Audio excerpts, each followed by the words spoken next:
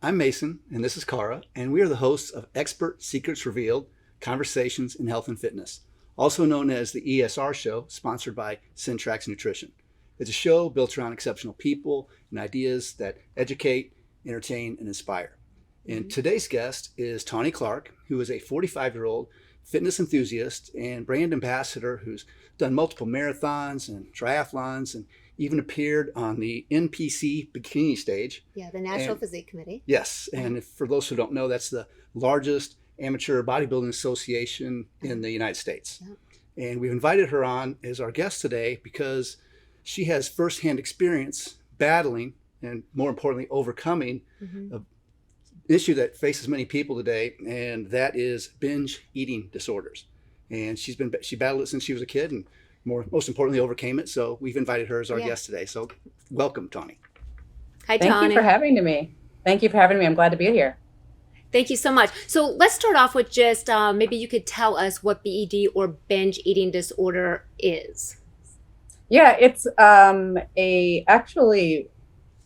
it's an eating disorder that isn't as recognized as anorexia and bulimia. I, first and foremost, didn't even know it was an eating disorder. I wasn't diagnosed until later in life. Actually, 2010 was when I was diagnosed. I did think it was something I struggled with all my life, but didn't realize it was actually an eating disorder, binge eating. And so I was actually diagnosed by a licensed professional who told me that it's characterized by frequent binges without any type of compensatory methods like bulimia, where you're trying to purge and get rid of that excess food that you've eaten. So what exactly were you doing on a daily? Was it like a daily basis of something that you were doing, or did it happen once a week? Can you tell us a little bit about that and what that's like? Yeah, it's been better and worse at various times in my life. I was probably at the peak of my binge eating disorder when I was an undergrad, and that was happening multiple times a week. And that's part of the diagnosis. If you're doing that behavior for at least one time a week for at least 3 months, that's what the DSM-4 actually diagnoses that disorder as, binge eating disorder. And I would say that it was happening many, many more times than once a week at that time. And with that, obviously, a lot of weight gain. And there was a point where I was morbidly obese. Now, is this a certain age group that this, starts at, or is this really anyone? What did you learn? So while I'm not a professional or an expert, in my experience, it can happen at any point in life. It can be characterized by a multitude of things, whether somebody's depressed or if they've experienced childhood trauma or abuse, low self-esteem. There's a lot of different traits that go into it. In some instances, there can even be a genetic component or an external environment of factors that are going on, the pressure for women to appear thin and, just the different body image issues that people experience could stem from a lot of different things, and it could happen at any point in life. How did you know where to go to get help, or what was the point where you said, hey, I really need some help here? Yeah, so it was actually the second time I competed, and I immediately after getting off stage was binging, and which is also very common and very problematic when the foundation is really when you're restricting so much and you're trying to, keep hold of a diet that's really not realistic long term. And, that's what a competitor's diet can be depending on who your coach is. So I just thought to myself, I'm in the best shape of my life. I don't want to go back to that morbidly obese person. I need to do something about it. So I just did some research about some local psychiatrists in the area that are experts in binge eating disorder and reached out to one of them and had a consultation. What are some of the telltale signs that someone has a binge eating disorder? So like I said, they do characterize it by, having that binge at least one time a week for 3 weeks. But there can be different severities of how often you're binging for how long. But really, having those episodes which they consider to be out of control, where you're having excessive amounts of food that you wouldn't normally consume in a really short period of time. It's shocking to me because when you say one time a week, when you're binge eating, a lot of people do that. I know I do that and I don't consider myself having an issue, but then again, I don't know. But that's so kind of confusing to me. Do you have to be gaining weight for that? How do you really know what's going on? No, I think it also has to do with where you are psychologically as well. So, I mean, if you're telling yourself in the background, oh my goodness, I'm doing this again. I can't stop myself. It's a compulsion. It's not just overeating. It's extensively eating a lot to the point where you're full and you continue to eat even though you're full. In a lot of instances, you don't even have to be hungry to binge eat. You're just looking for some other type of feeling to escape, really. Right. So you were in bodybuilding when this happened, right? And you discovered this. So I'm curious, the other people around you, the other bodybuilders, was this going on a lot? Is this super common, especially in that type of sport? I feel that, a lot of people after they compete and get off stage, they become a little bit more lax with their diets. And some people, yes, they do binge and they gain weight. I've heard of people gaining 20 pounds within 2 days. Wow, I didn't even know that was possible. Yeah, I mean, the other thing is, if you're not doing it for an extended period of time, I think that's where the 3 months comes in. It's one thing if you've been restricted for a show or something like that, and maybe a couple days you're overeating on the foods that you were restricting before, but you can get back into the normal pattern of eating. I would not say that that was binge eating disorder. Got you. And has your diet completely changed? How does that work for you now? Yeah, so part of my therapy, which I went into cognitive behavioral therapy, which is very common treatment for binge eating disorder. And for binge eating people in general, what they recommend is having a structured diet where you are having 3 meals and 2 snacks, which is virtually what I do today. And also knowing exactly what you're going to eat, what your portion sizes and quantities are going to be as well. Is something that they recommend as part of a cognitive behavioral therapy treatment program. Right. And is this something that lasts your whole life? Do you struggle with it kind of all the time? Is it something you have to have, that type of help with your whole life? Or is it something that just, it happens and then you get therapy with it and then you're okay after a certain amount of time? So my point of view, and I've talked to multiple people who have had binge eating disorder and say that they're cured. I haven't had that experience. I think it's a matter of relapse prevention and just trying to lessen the number of binges that you're having. I personally will say that it's a struggle every day to not, overeat. I wouldn't say that I'm in a place where I'm binge eating like I was previously, but it definitely is a challenge to mentally stay in a place where you don't want to go back to that. That's always been something that I've struggled with. So for me, it's constant. It's just something that you have to manage.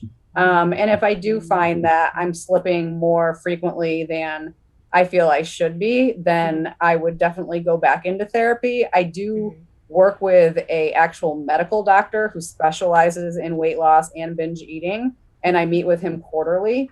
And then I also do have a health coach that I work with who does my nutrition and training programs, and I speak with her weekly.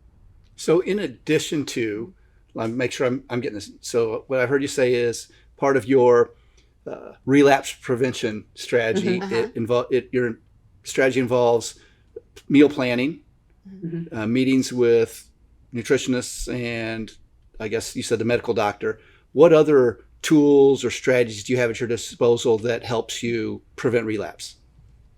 So I can always go back to, there's definitely some books and guides that I use through my therapy, and I can always go back and revisit those. I think mindfulness is a really big component as well, just getting yourself out of the whirlwind of these thoughts.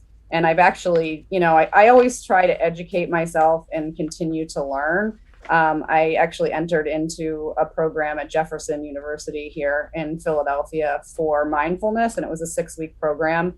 So I just think that was one step further that I could take it for myself.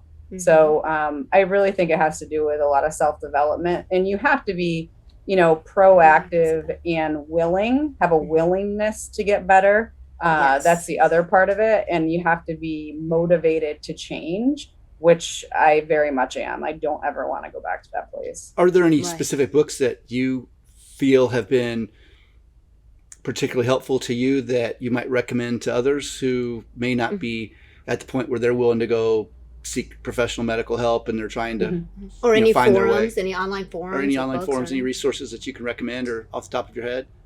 Yeah, so there's a book called Overcoming Your Eating Disorder, and that's actually what I use through my cognitive behavioral therapy. And it actually starts out asking you questions of, like, is this a place for you? Do you have an eating disorder? Let's kind of walk through that and see what your answers are before we proceed with the content.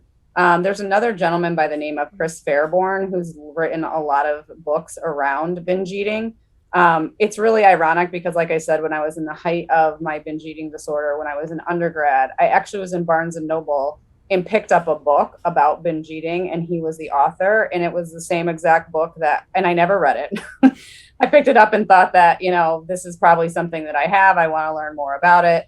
And I never read it. And then when I went into therapy, it was actually the same book that was recommended by my therapist. So I definitely recommend looking into any books from Chris Fairborn in regards to binge eating.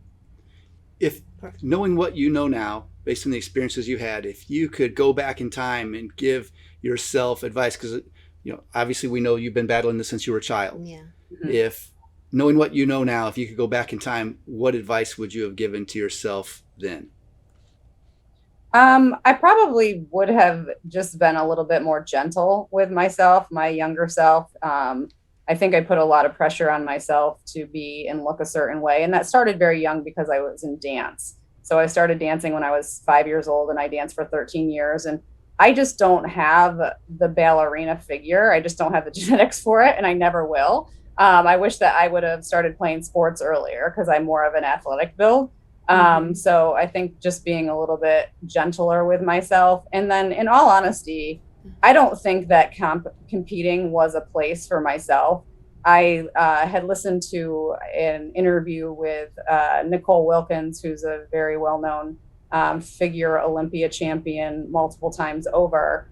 And she even said, if you're somebody who has disordered eating habits or body dysmorphia, then this sport isn't for you. And I really believe that. My eating disorder got much more heightened after competing, and also like the body dysmorphia, it became 10 times worse, just because you think you have to maintain this certain weight and you see certain people that actually do.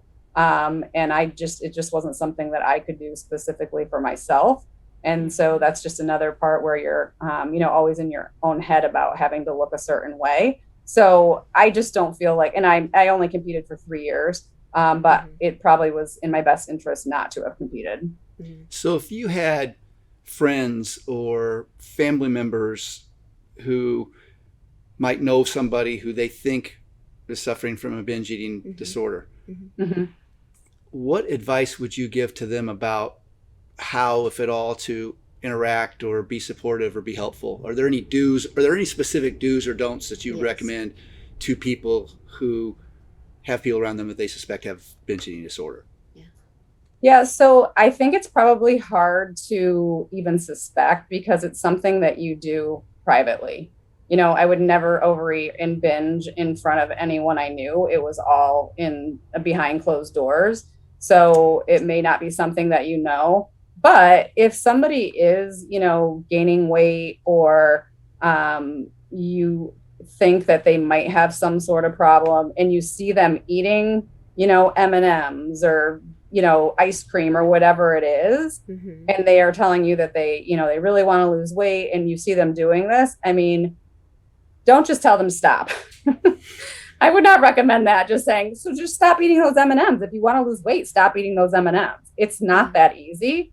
And it's not just about the M&Ms. So there's something else going on there. So I would just ask people to have compassion if they do suspect somebody is having an issue, and just ask how you might be able to help them and if they're open to help. Well, especially parents that have to think. I think about that with parents and their children. And especially if they can't see it happening, that's such a good point that you made, that you don't do that in front of people. Because that's the first question I asked you in this. I was like, well, I do it once a week. How do I know? And but they hide. And so that's really difficult if you can't tell, or you really can't tell, and there are not a lot of signs. Somebody would have to really inside just know that they would have to get help themselves. And that's hard, especially as even a teenager, and with, all these issues going on right now, especially with women and girls having these self-body issues and the way that they look. That's hard. That's interesting. If there's someone out watching right now that may be traveling along the path that you've already been on, what advice might you give them? If there's one piece of advice you'd give them, what would you say? Yeah, if they're ready to get help, I would say to reach out to a professional and let them put you on a treatment plan that was best suited for you. They're going to take into consideration, what your experience has been and where you are in your eating disorder, whether you're in the height of it or, you've lost a lot of weight and now you don't want to gain weight back, kind of the position I was in. I think it's best to just reach out for professional help. The other thing I was going to say in regards to, noticing whether somebody has an eating disorder, it's much, much easier to identify bulimia or anorexia. I mean, anorexia, somebody is extremely, extremely thin. You can usually see their bones and they're pretty gaunt, so you can see it. And then with bulimia, I mean, it's typically purging. So if you're taking your child to the dentist and they're wondering why the enamel's off your teeth and, there's, your nails are all banged up or have cuts on your fingers from, purging, then those things are more identifiable and there's things that you can see. That's why it's so difficult with binge eating disorder to discern if somebody has it or not. What advice might you give to someone, because not all professionals are created the same? You evidently found some people that, like with any coaches, some coaches are better than others, and evidently you found some that worked for you. What are some of the questions that someone should ask of the professionals before they go about selecting those who they want to help them? I would recommend trying to find somebody that's on, they do have a National Binge Eating Disorder Association. So I always try to go with something that's credible, and they do list resources there depending on where you live, who is affiliated with those that are actually treating for binging disorder specifically. I mean, somebody might be an expert in anorexia, but not in binge eating, and they'll tell you those type of things. So I just make sure that you're going to a credible source. And when you're you're doing an initial consultation, I probably would ask the individual, what their experience is with treating binge eating disorder and just a little bit about their education, just to make sure it's a good fit. It's not always a good fit. I mean, just like trying to find a therapist, they're not always one size fits all. So that's right. Well, Tawny, thank you so much for being with us today. Some good information from you. How can people get a hold of you? Yeah, my Instagram handle is @Tawny Clark. And then I'm also on Facebook. It's actually my athlete page. So it's /athlete Tawny Clark on Facebook. And I'm on Twitter as well. And that's Tawny Clark 1.